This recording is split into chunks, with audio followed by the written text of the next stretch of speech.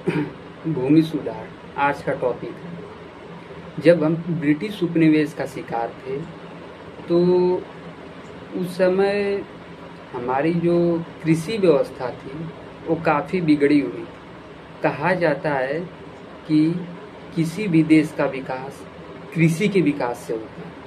तो जब हम ब्रिटिश शासन का शिकार थे तो हमारी जो भूमि थी, भूमि पर अंग्रेज़ों का शासन था। उन्होंने कुछ कर व्यवस्थाएं अपनाई थी, टैक्स अपनाया था, जिसके तहत उन्हें कर देना पड़ता था। तो चाहे वो भूमि से संबंधित हो या फिर व्यवसाय से संबंधित हो या बाजार से संबंधित हो। तो जो हमारी कृषि जोत था, कृषि जोतों के ऊपर ब्रिटिश शासन ने कुछ टैक्सेशन अपनाया था। हमारी जो भूमि थी वो सामंतों के अधीन कर दी गई थी। सामंत क्या थे? अंग्रेजों द्वारा नियुक्त कुछ भारतीय थे जो कि भूमि के ऊपर कर लेते थे। भूमि के ऊपर कर मतलब कि उन्होंने कुछ लैंड एक्वायर कर लिया था। लैंड एक्वायर करने के बाद उस पर कुछ मजदूरों को काम करने के लिए लगा दिया। जब मजदूर उस पर काम कर रहे हैं, फसल उगा रहे हैं, जैसे फसल उगा रहे हैं, तो फसल के उत्पादन के बाद, फसल की कटाई के बाद जमींदार आते थे और वे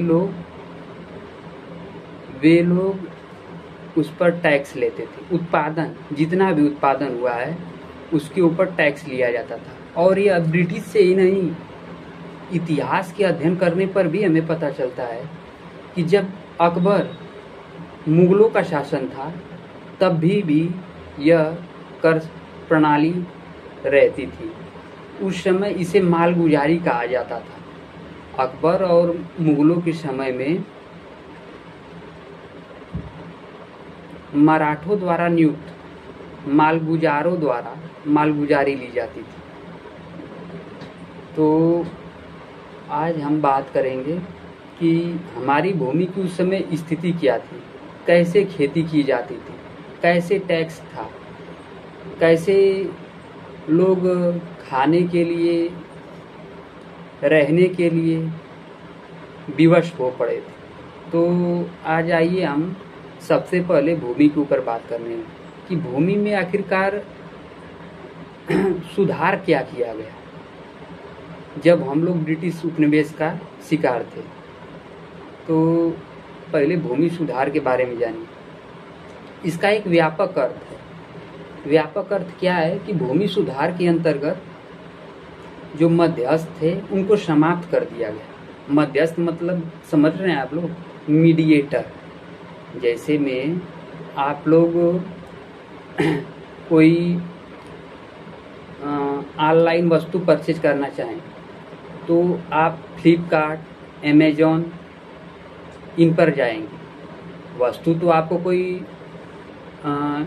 दुकान से ही लाया जाएगा, लेकिन मीडिएटर का कोई काम कर रहा है। कौन कर रहा है? फ्लिपकार्ट, अमेजॉन। इसी तरह किसान और ब्रिटिश के बीच में कुछ मीडिएटर थे जो कि किसानों से उनके उत्पादन के ऊपर टैक्स लेकर उसका पे ब्रिटिश को करते थे। तो इसी को सामंत कहते थे। इनकी नियुक्ति ब्रिटिश को द्वारा की गई थी। तो क्या किया गया, जब लगा कि कृषि व्यवस्था हमारी बहुत पिछड़ रही है, लोग खाने के लिए परेशान हैं, तो अंग्रेजों के द्वारा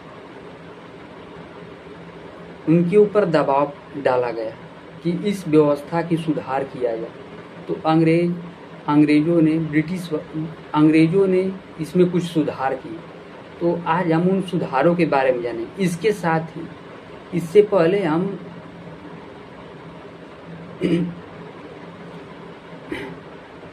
भूमि का वितरण किस प्रकार किया गया इसके विषय में भी जानें।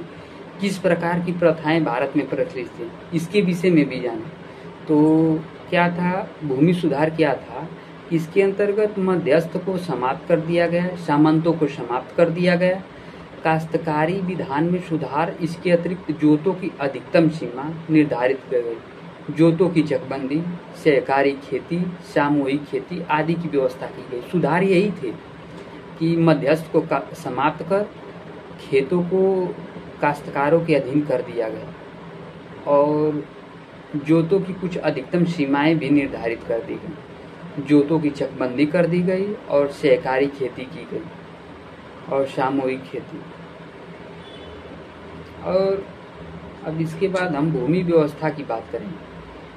Land management. लैंड मैनेजमेंट क्या था कि भूमि व्यवस्था का जो अर्थ है वह भूमि पर अस्थायी अधिकारी कौन व्यक्ति है, खेती कौन कर रहा है, लगान की रीतियाँ क्या है, मतलब टाइप्स क्या हैं, क्या प्रकार है, लगान कैसे लिया जा रहा है। भूमि का अधिकारी सरकार हो सकता है, समाज हो सकता है, जमींदार हो सकते हैं, या फिर लगान जो है हमें सरकार को देना पड़ सकता है, दूसरी ओर जमींदार को दे सकता है, या जागीरदार को लगान देना पड़ सकता है। तो हमने तो भूमि का अर्थ और इसका सुधार जाना।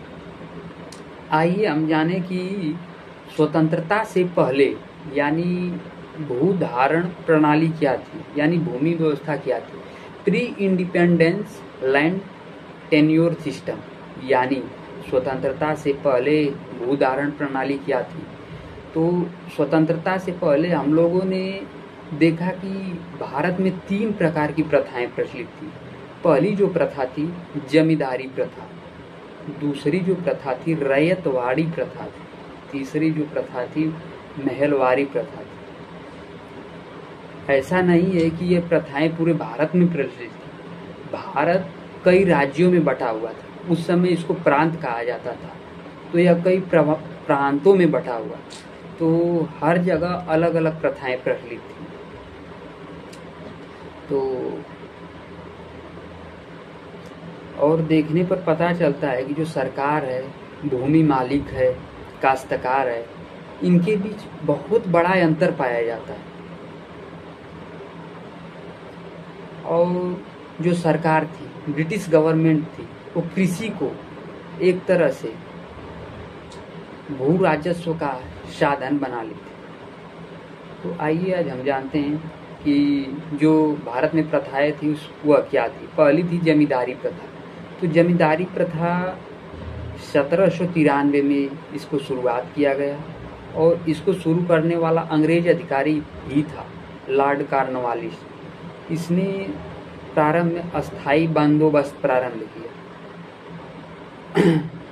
और एक समझौता किया। इसके अंतर्गत लगान जो हैं बड़े किसान वसूलेंगे, उन्हें बड़े बड़े क्षेत्रों का मालिक बना दिया गया और जिसके तहत वे मजदूरों से लगान वसूला करते थे।